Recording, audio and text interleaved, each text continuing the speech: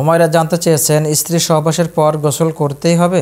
ইসলাম এমন একটি জীবন ব্যবস্থার নাম যেখানে প্রশ্ন করলে এমন কোনো বিষয় নাই যে উত্তর পাওয়া যায় না। খুব সুন্দর প্রশ্ন করেছেন বোন। স্ত্রী সহবাসের পর সাধারণত যদি কিছু সময় পরে গোসল করতে চান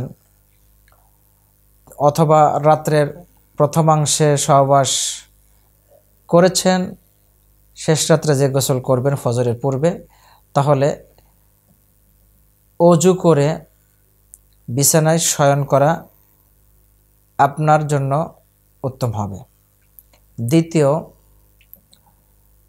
সহবাসের পরপরই যদি কেউ গোসল করে নেয় লা বা'সা ফিহি, এর মধ্যে কোনো ক্ষতি নাই, বরঞ্চ এটা পরিষ্কার পরিচ্ছন্নতার দিক দিয়ে অনেক অগ্রগামী হিসাবেই ধরা হবে। তবে সহবাসের পরপরই গোসল করতে হবে এমন কোনো বিধান ইসলামী শরীয়তে বলা হয় নাই। যদি লেট করে গোসল করতে চান তাহলে সুন্দর করে অজু করে পরিষ্কার পরিচ্ছন্নতার সাথেই বাকি সময়টুকু থাকতে হবে গোসলের আগ মুহূর্ত পর্যন্ত। আশা করি উত্তরটি বুঝতে পেরেছেন। তোমরা যা জানো না তা তোমরা জেনে নাও, আল্লাহ সুবহানাহু ওয়া তাআলা এই মর্মে বলেছেন, ফাসআলু আহলা যিকরি ইন কুনতুম লা তা'লামুন।